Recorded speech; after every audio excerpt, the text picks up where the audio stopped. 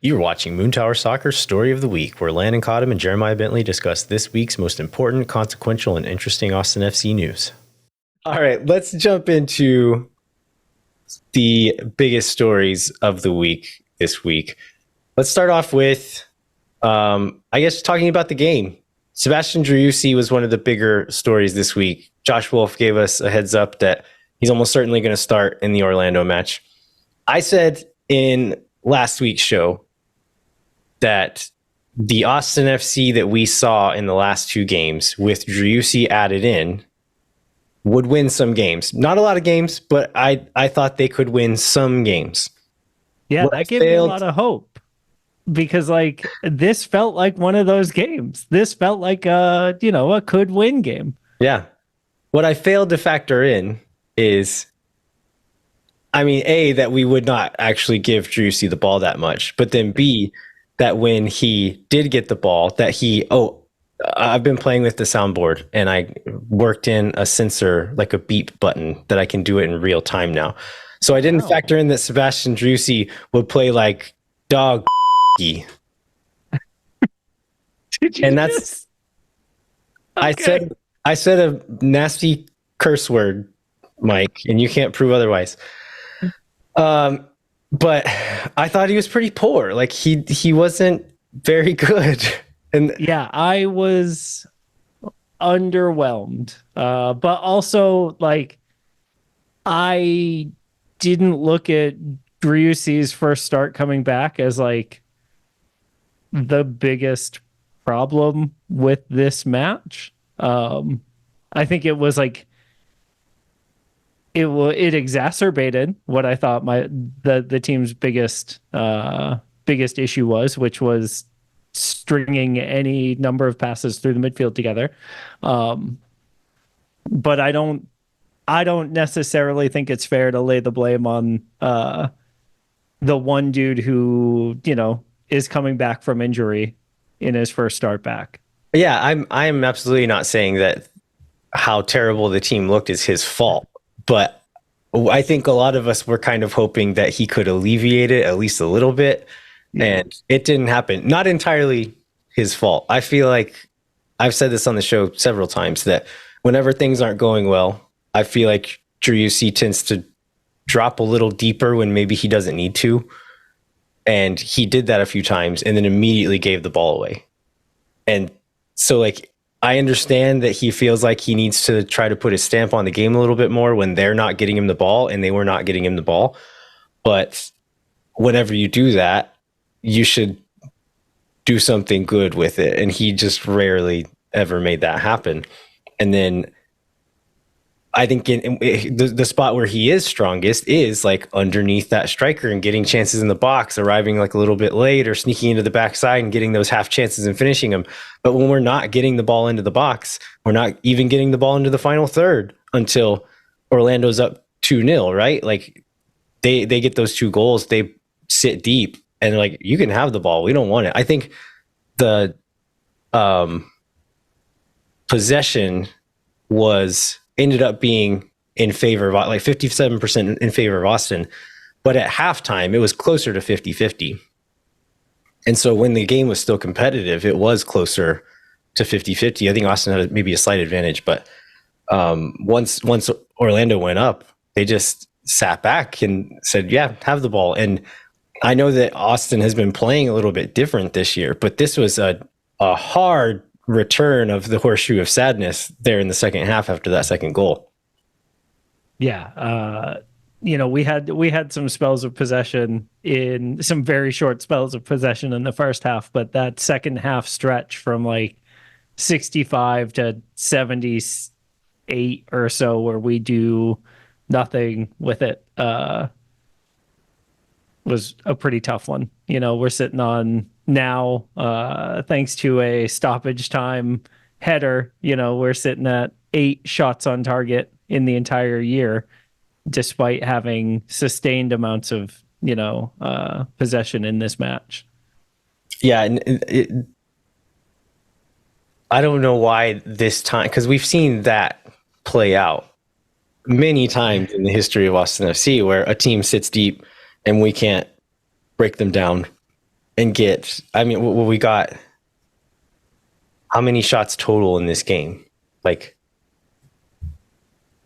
3. 3 shots total in the game. So if we're like, you're playing possession and not generating anything. And again, like like this is not all system. Like there were many times the other night where I think Obrion specifically, where a lot, like one rotation that we're seeing is midfielders will pull wide, they'll set up that triangle, and then either the winger that floated in or that midfielder that floated in will make a run in behind. And there was 2 or 3 times where Obrion had space there, and these are balls that Orlando's playing 7 days a week. Like they're playing that every time. Almost every team we play, they're playing that in behind. And our players are looking at it and saying, let's send it back to the other side very slowly and see what happens over there. And so I criticize the players for not taking more advantage of it, but I'll also criticize a coach for just keeping on trying to do that when he knows exactly what his players do when they're in that situation. Yeah.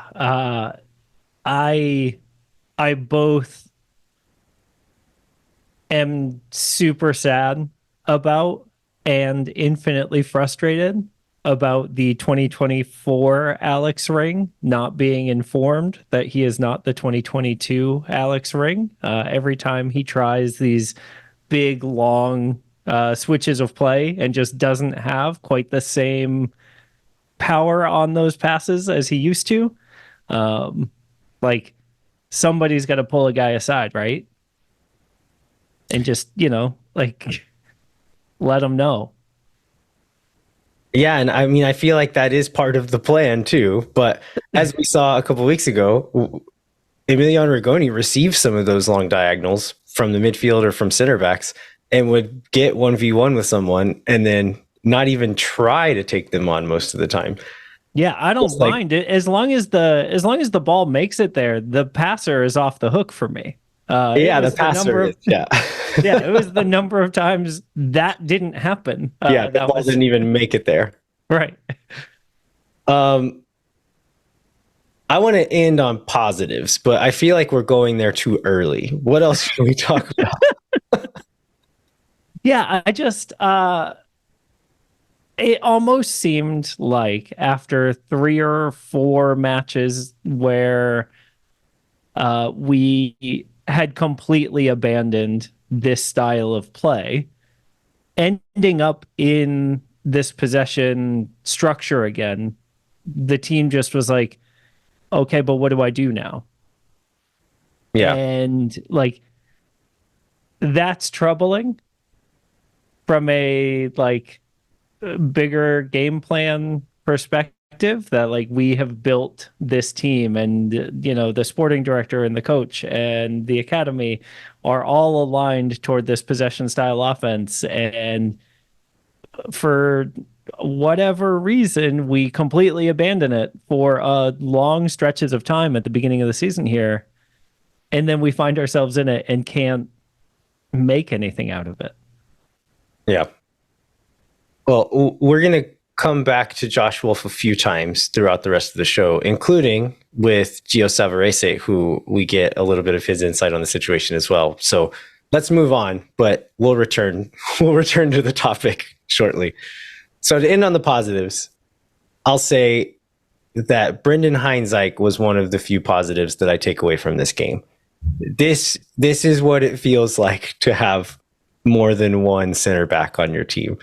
Like last year, it was like a center back getting called up to the national team was disastrous for us. Yeah. We ended up with Alex Ring and Nick Lima playing center back more than once. That happened more than once last year. And to have Brendan Heinzike step in and look entirely competent, he didn't look terrified when someone passed him the ball. He has object permanence, and when an attacker would move out of his line of sight, he acted as if he still knew that person was there. And these are things that we've not always been able to rely upon in our back line. And so Yeah. that is one thing that made me quite happy. And also you could tell that like he was comfortable with the role, right? Like, and Yeah. I know that's God, that's table stakes for a player in a position, but we haven't had it before. And so you could tell that when Matt Hedges was going to pass him the ball, Brendan Hines-Ike knew where to be for that pass, and he knew what Matt would expect from him in that position. And like being able to like adjust and go somewhere else, but then also come back to be a center back again, man. The fact that we are so excited about this, I think, speaks volumes. There are several moments where, so in the build-up, Alex Ring would often either drop between the two center backs or pull wide, and they would kind of shift, and he would make a back three there. And in those moments, oftentimes, as space would open up, Heinz Ike would either dribble into space as they allowed him to, or he would make a run and get onto the end of a ball to kind of break that first line of pressure. And so he's got like the wherewithal and the confidence on the ball to do those things, and then also the athleticism to get back and get into position whenever you need him to. So I've seen people calling for him to start over Cascante. I would like to see more of him before I say that that's what I think is the right call. But I'm extremely happy to have him here, and extremely happy to know that like maybe he could push for a starting spot. But if not, that if we lose someone else, we have a decent option there waiting. What about Landon if we go back to having no depth and play three at the back? I mean, don't tempt me with a good time, Mike. Honestly, I wouldn't be mad at it. Me neither. I would love to see it happen, right? Maybe this is wish casting. Maybe we have a lead and we are defending that lead. You're talking crazy, Mike. And we move into a three at the back situation to be able to control the ball a little bit more and provide some defensive stoutness. Brendan Hines-Ike seems like a perfect third in that back line there. So we didn't plan on talking about this now, but it's very apropos at the moment. What if we went back three with Hedges, Cascante, Hines-Ike? We played up top. We were talking off air about how Driussi's not a real 10, but we're not getting the ball as a second striker, and that I think Diego Rubio is better at being a 10 than Driussi is. Like as far as just vision, like playmaking, those little like lock picking passes. I think Rubio's better than him at those things. What if we did the formation that Colorado played the year that Rubio scored 22 goals or 17 goals, whatever it was, and played Rubio and Driussi under Zardes, and then played three center backs, have Gallagher and this is where we get a little sketchy. Hector Jimenez, I don't know, as wing backs, or I guess Biru if we're playing the other three. I was going to say, right now it's Biru, and it's Biru in a walk, like against. I guess he's one of the most like technically gifted on the ball players we have, so maybe having him in the final third would be fine. But I mean, I'm not saying like that definitely solves all our problems, but whatever we're doing right now isn't working. So I wouldn't mind seeing that getting run out a game or two. It'd at least be fun. In theory, at least. I mean, I'd have fun watching it happen regardless of the outcome. And I guess that's maybe where I'm different. All right. I think we can call that good for this segment. Let's take a quick break and we'll be right back with more Moontower Soccer.